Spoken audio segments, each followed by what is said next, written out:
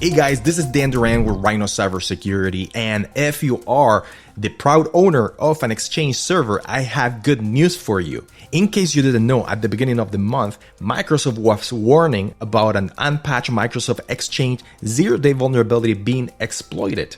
Now, these vulnerabilities were CVSS scores of 8.8 and 6.3 respectively.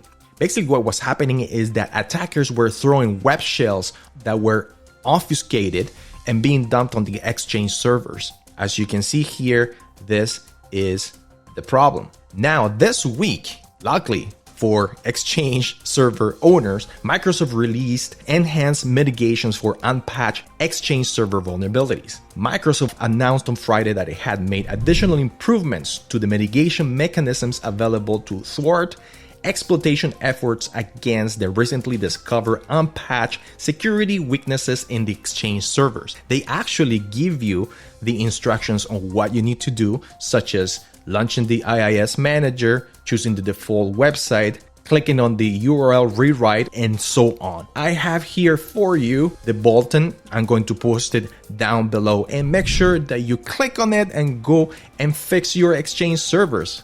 Now, this problem affects Exchange servers 2013, 2016, and 2019 respectively.